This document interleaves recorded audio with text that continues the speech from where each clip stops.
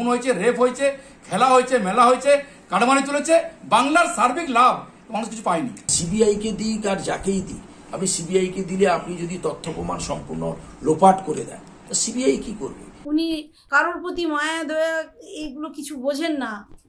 মায়ের কি যন্ত্রণা, সে যন্ত্রণা উনি অনুভব করেন না, তাই উনি এটা বলতে পেরেছেন। গোটা শহর জুড়ে মশাল মিছিল, একটাই দাবি, তিলোত্তমার বিচার চাই। আর.জি. কর কাণ্ডের প্রতিবাদে রাস্তায় নেমেছে বিরোধী দল।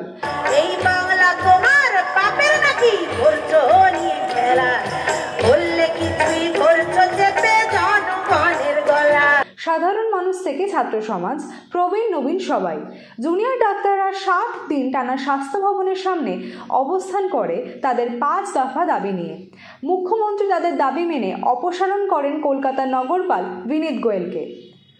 সুতরাং আমরা ওদের কথা মতো ডিএম এবং ডিএইচএসকে সরাবার সিদ্ধান্ত নিয়েছি। বাংলার প্রধান বিরোধী দল বিজেপির প্রথম সারির নেতারা কলকাতার ধর্মতলার ধর্ণা মঞ্চে বিক্ষোভ প্রদর্শন করেছেন। তাদের দাবি, মুখ্যমন্ত্রীর পদত্যাগ, দোষীদের শাস্তি চাই। সারা বাংলার বিজেপির বিধায়করা বিক্ষোভ সমাবেশে যোগ দিয়েছেন, যার মধ্যে ছিলেন সর্বস্তরের নেতারা। তারা জানতে চান দোষীরা ধরা পড়বে কবে, কবেই বা সাজা হবে। বাংলার মানুষ তথা নারীরা কি আদৌ নিরাপদ? লক্ষ্মীর ভাণ্ডারের প্রভাব কি আর.জি. করের ঘটনাকে ম্লান করে দিচ্ছে? গ্রামের মহিলারা কতটা এই প্রতিবাদী মিছিলে অংশগ্রহণ করছেন? সবাই ন্যায় চাইতে, এই যে বোনটা গেছে, এটা আমাদের ঘরের মেয়ে হতে পারে, এটা আরো 5 জনের বোন হতে পারে।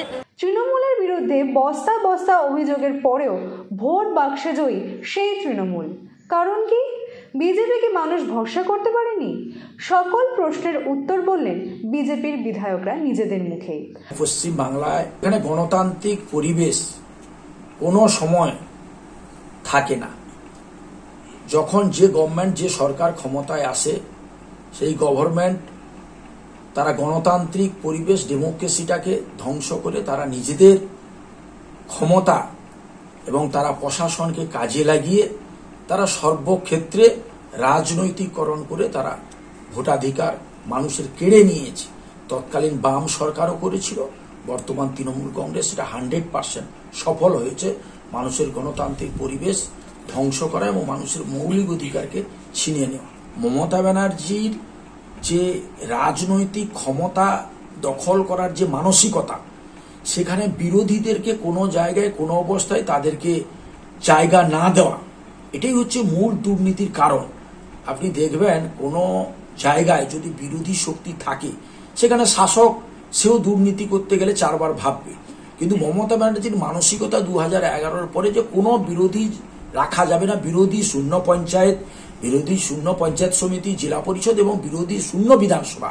তাই তিনার ক্ষমতা, তিনার মেজরিটি থাকার পরেও তিনি বিরোধী বিধায়কদের ভাঙিয়ে, অর্থের লোভ দিয়ে, ভয় দেখিয়ে, চমকিয়ে কিছু দিয়ে দলে যোগদান করাচ্ছে।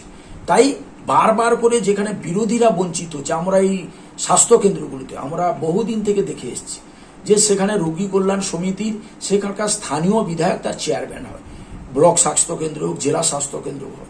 কিন্তু মমতা ব্যানার্জি সেগুলো বিরোধীদের কোথাও কোনো জায়গা দেয়নি।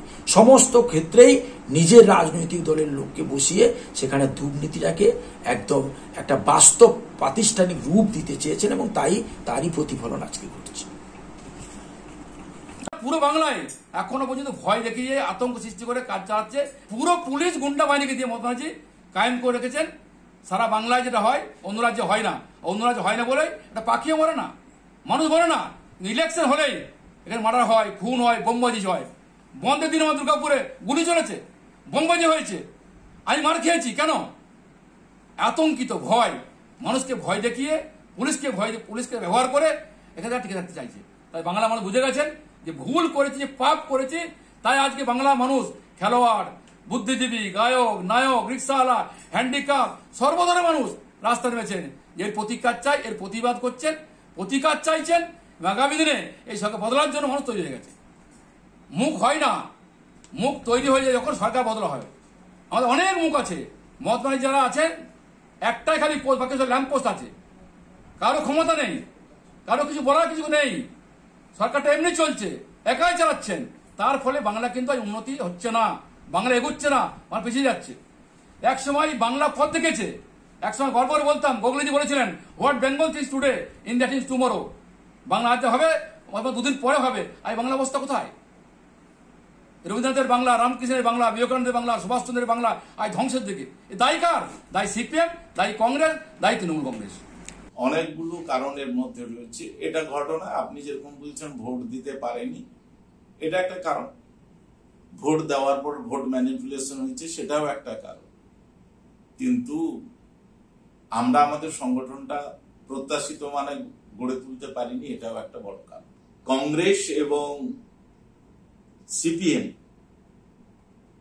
এক্ষেত্রে তাদের যে ভোট ধরে রাখতে পারেননি এবং এই ভোটগুলো পুরোটাই সুইচ করেছে, যে মাইনরিটি ভোট পুরোটাই তৃণমূলের দিকে।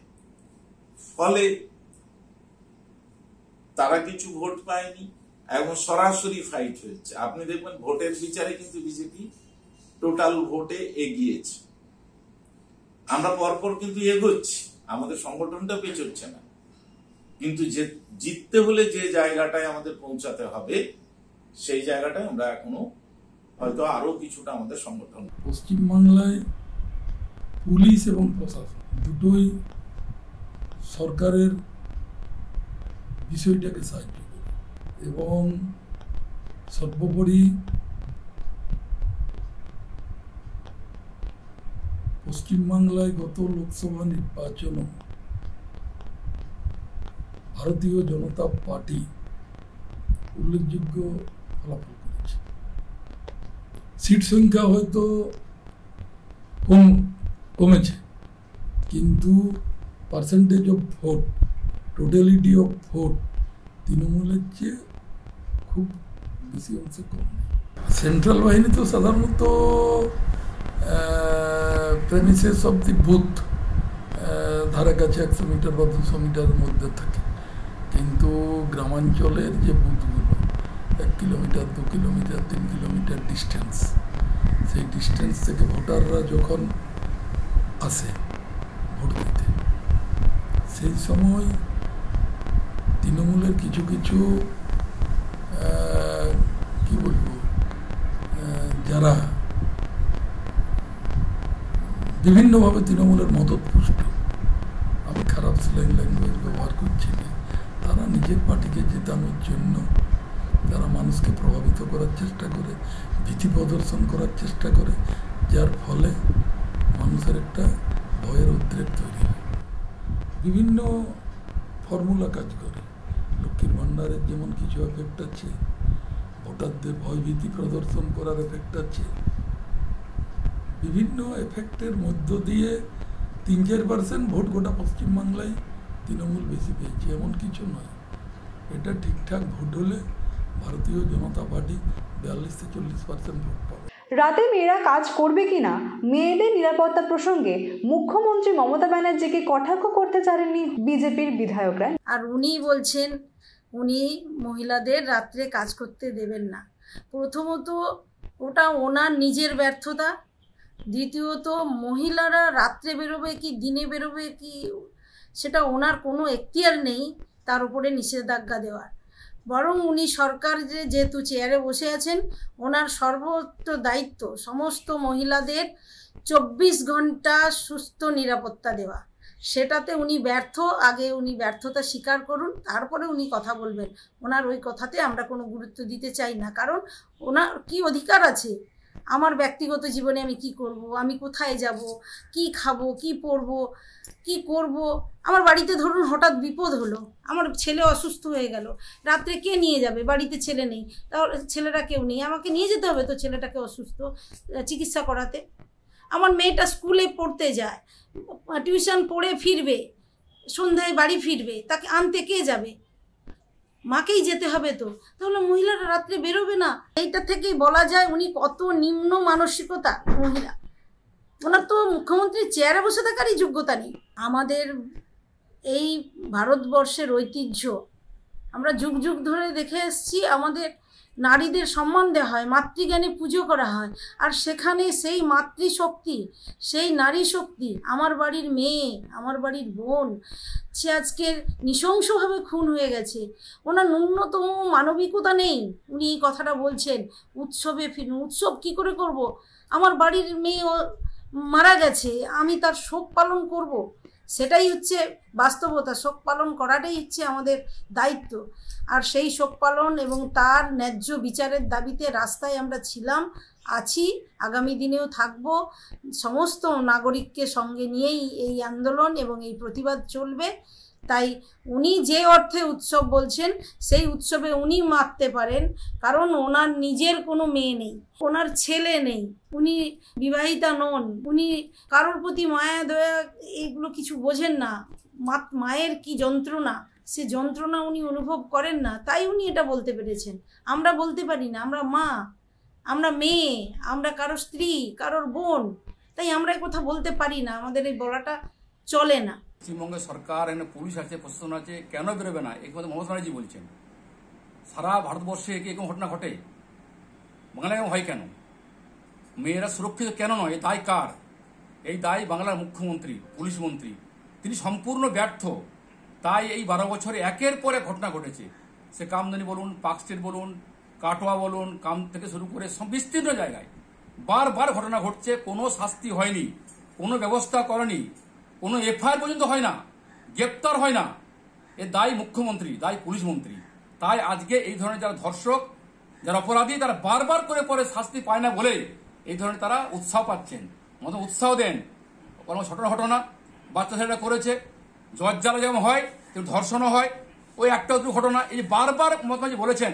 তার ফলে ধর্ষকরা আনন্দ হয়েছেন, খুশি হয়েছেন বলেই এই ধরনের ঘটেছে। আর যে ঘটনা শুধু বাংলায় নয়, ভারতবর্ষ নয়, বিদেশে পৌঁছে গেছে। তাই মুখ্যমন্ত্রী লজ্জা থাকা উচিত। উনি যদি লজ্জা বলে থাকতেন তাহলে পদত্যাগ করতেন। নাটক করছেন পদত্যাগ করার নাম করে। লজ্জা করেন একবার। তিনি বলছেন রাস্তায় বেরোচ্ছেন, মিছিল করছেন, আর অন্যদিকে 21 জন লয়ারকে দিয়ে, সুপ্রিম কোর্ট লয়ারকে দিয়ে লড়ছেন যাতে এই কেসকে ডিসমিস করা যায়।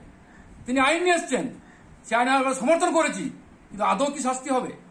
আদৌ কি দোষীরা গ্রেপ্তার হবে? তাই মমতা ব্যানার্জি বারবার পুলিশকে দিয়ে আড়াল করার চেষ্টা করেছেন। তাই নাটক করছেন, বিভ্রান্তি করছেন। আজকে বাংলা মানুষ দেখছেন, দেশের মানুষ দেখছে। ও উত্তরবঙ্গের রাস্তার বেহাল দুর্দশার জন্য দায়ী রাজ্য সরকার, এমনটাই জানালেন দেবগ্রামের বিজেপি বিধায়ক শিখা চ্যাটার্জি। শুধু ভোটের রাজনীতি করেন, পশ্চিমবঙ্গের উন্নয়ন সম্পর্কে কিছু নেই। উত্তরবঙ্গে উন্নয়ন বলতে কিছু হয়নি। উন্নয়ন দপ্তরের মন্ত্রী এখন বর্তমানে রয়ে গেছেন, কিন্তু উন্নয়ন দপ্তরের মন্ত্রী শুধু মুখের ভাষা খারাপ করতে জানেন, উন্নয়নের কাজ করতে জানেন না। যে মানুষ যদি ভোটটা প্রয়োগ করতে পারে, নিজের ভোটটা, তাহলে তৃণমূল কংগ্রেসের জন্য কেউ ভোট দেবে না। এটা আমি একদম আপনাকে হলফ করে বলতে পারি, কেন আমরা তো মানুষের সঙ্গে মিশে বেড়াই। সত্যি কথা বলতে কি, আমি কিন্তু পঞ্চায়েত স্তর থেকে উঠে এসেছি আমি। সুতরাং ওই লেভেলে কিন্তু আমি মাটিতে থাকি, শুধু মাটির সাথে আমার কিন্তু চলাফেরা আছে। শুধু মানুষের অন্তরের কথা আমি আপনাকে শুধু জানিয়ে দিলাম। আজিকর কাণ্ডে রাজ্য পুলিশের ভূমিকা ও ব্যর্থতা নিয়েও প্রশ্ন তুললেন বিজেপির বিধায়করা। যিনি প্রশাসক এই রাজ্যের মুখ্যমন্ত্রী এবং তার প্রশাসক, তিনি এই রাজ্যের মুখ্যমন্ত্রী, তিনি এই রাজ্যের পুলিশ মন্ত্রী, তিনি স্বরাষ্ট্রমন্ত্রী, তিনি স্বাস্থ্যমন্ত্রী। এবং এক কথায় এই বাংলার মানুষ জানে যে তিনি সমস্ত দপ্তরেরই মন্ত্রী। কেন আমরা কোনো সময় কোনো মন্ত্রীকে সেভাবে দেখিনি বিধানসভা এবং বিধানসভার বাইরে তাদের কোনো স্বাধীন সত্তা বা স্বাধীন কোনো মতবাদ বা বক্তব্য আছে বলে আমাদের মনে হয়। মুখ্যমন্ত্রী যাই বলে দেন তাই হয়। এখানকার পুলিশকে মমতা ব্যানার্জি বরদাস্ত করে রেখেছেন। পুলিশকে এফআইআর করে না, এফআইআর নেয় না, পুলিশ ভয় দেখায়, পুলিশ চাঁদা তুলে, কয়লার টাকা, বালির টাকা, লোহার টাকা নেয়। তাই পুলিশরা নির্লজ্জভাবে কাজ করছেন এবং এক শ্রেণীর মানে কি বলবো তৃণমূলের দালাল যারা, তারা পুলিশকে ব্যবহার করে তারা ইনকাম করছেন এবং পুলিশকে ভাগ দিচ্ছেন। এবং একটা পুলিশ সবাই খারাপ নয়, কিছু ভালো অফিসার আছেন, কিন্তু যদি ম্যাক্সিমামটা খারাপ হয়ে যায় তখন বাকিরা কিন্তু সে বদনামে পড়ে যায়। তা আমরা বলবো, পুলিশকে বলবো সিদ্ধা সোজা করে যে শপথ নিয়েছিলেন রক্ষা করব, সমাজকে রক্ষা করব, আমার কাজ করব, কর্তব্য পালন করব, তা সম্পূর্ণ ব্যর্থ। মমতা ব্যানার্জি থাকলে পরে এই পুলিশ তারা কিন্তু আর এই কাজই করবে। এই বাংলায় অন্যায় ছাড়া কিছু ভালো কাজ হয় না। তাই 12 বছরে শুধু অন্যায় হয়েছে, ধর্ষণ হয়েছে, খুন হয়েছে, রেপ হয়েছে, খেলা হয়েছে, মেলা হয়েছে, কাটমানি চলেছে, বাংলার সার্বিক লাভ মানুষ কিছু পায়নি। আদেও কি এর সুরাহা হবে? কবে হবে বিচার? True news Bangla.